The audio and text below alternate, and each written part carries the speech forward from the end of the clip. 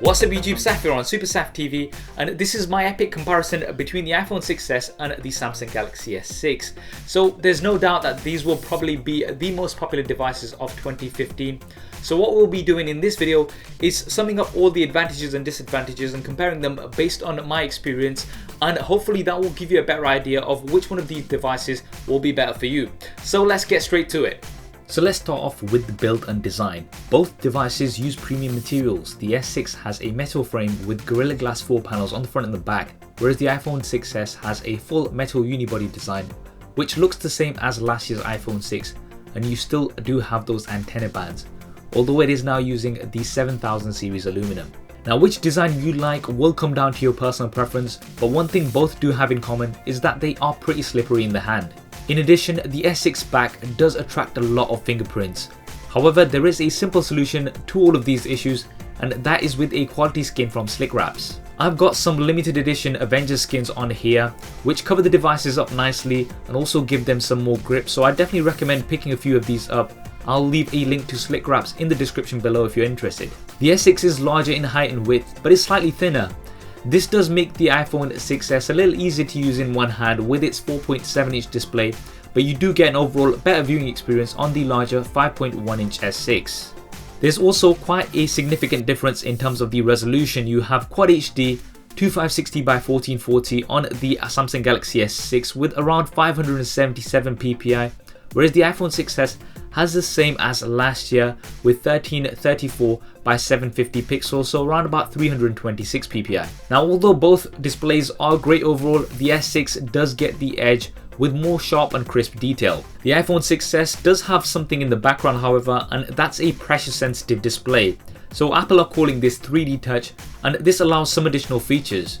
You can peek and pop when using supported apps. So for example, in the Instagram app, you can tap down lightly on a profile to see a preview of it and push down harder to open that profile. You can also get additional options on some app icons, which is great. However, not too many apps are fully supported as yet, so it will still be some time before we see 3D touch fully utilized.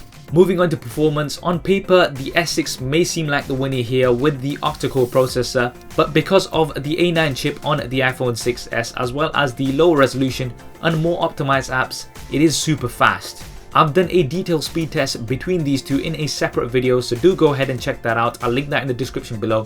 But generally speaking, both are very fast and perform very well. One area where the S6 does need improvement is in RAM management. Even though it has an extra gigabyte of RAM, it tends to close apps in the background, which can be frustrating. In terms of internal storage, the S6 has an advantage here, coming in with a larger base model of 32 gigabytes. The iPhone 6s still has a 16GB base model, which in 2015 should be considered a crime. Both also have 64 and 128GB versions with no expandable storage, so I definitely recommend going for a larger version, especially if you take a lot of images and video. Speaking of images and video, both of these smartphones have great cameras. The S6 has a 16 megapixel rear-facing camera with an f1.9 aperture and optical image stabilization. The iPhone 6s has 12 megapixels with an f2.2 aperture and no optical image stabilization. Apple have once again saved this for the larger 6s Plus version. Both of these can film up to 4K resolution, and I've done a detailed camera comparison, Super Saf style, so you can definitely go ahead and check that out. I will link that in the description below, and that will give you more of a detailed look at the differences. But overall, I have no problem using either of these as my daily cameras. Both are capable of taking great shots. I would have to give the edge to the S6 because of the optical image stabilization and the wider f1.9 aperture, both of which really do help in low light. For slow motion, the iPhone 6s is still king with 240 frames a second at 720p and 120 frames a second at 1080p. The S6 does have slow motion, but only at 120 frames a second at 720p. One feature that I do love on the S6 is the quick launch camera. You can simply double press the home button to get right into the camera, so you never miss a moment, and this is much faster than launching the camera on the iPhone 6s. The front facing cameras, you have 5 megapixels on both here, and both do a pretty good job. The S6 is a lot wider, which will help with your group selfies, although I do prefer the slightly tighter angle of the iPhone 6s. That's going to come down to your personal preference. In terms of video, the 6s still only has 720p resolution. I'm really not sure why Apple have done this, especially with the increased vlogging culture that we have these days. And the S6 with its 1440p resolution definitely takes the win here. Moving on to the software, we have iOS versus Android once again. As you know, I don't go into a battle in these videos as it does come down to personal preference. The S6 does have Samsung's TouchWiz UI on top, which does provide some custom useful features such as multi-window where you can have two apps running side by side. However, you will have to wait for Samsung to bring you updates.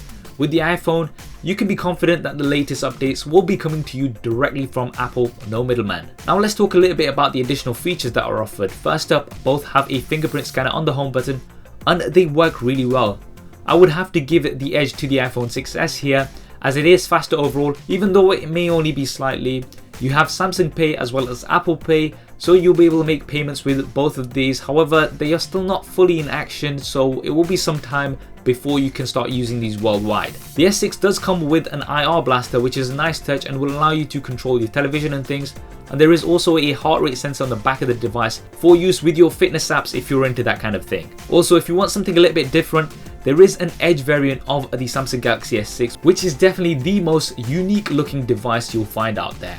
Both of these devices have a single bottom facing speaker, which aren't bad but not great either and can be covered up easily. Finally, talking about the batteries, the iPhone 6s has 1715 mAh, whereas the S6 has 2550 mAh.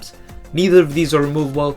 Now, although the S6 has a much larger battery, it is pushing out that many more pixels, which does take a toll on its battery, and realistically speaking, neither of these will last you the day on anything above medium use. The S6 however does come with fast charging, which means you can charge it fully almost twice as fast as the iPhone 6s, and I find this hugely useful. It also has a built-in wireless charging, another nice feature which the iPhone 6s does not offer, so in terms of the batteries, the S6 would get the edge here. I won't be going into pricing details in this video as these do change over time, but I will drop some links in the description below so you can see the latest pricing and availability. But as the S6 has been out for a few months, you can expect to pay quite a bit less for it compared to the iPhone 6s, so this may be something to consider if you are on a budget. So there we have it, the iPhone 6s versus the Samsung Galaxy S6. Now overall, I've enjoyed using both of these and I think both are very capable devices. I think it is going to come down to your personal preference, which device is better for you. My advice would be list down your top 5 features that you need from a smartphone and to see which one of these matches up to those best. I think that will help you make a decision. Which do you prefer between these two? Do drop me a comment below and let me know your thoughts. I hope you enjoyed this video and found it useful. If you did, then please do hit that thumbs up button for me. It really does help me out. If you haven't already, then be sure to subscribe. I've got plenty more content coming up on here. You can also see my previous related video here in the annotation somewhere and stay in touch with me over social media. The links will be there as well as in the description below. Thanks for watching. This is Saf on Super Saf TV. I'll see you next time. Boom. Done.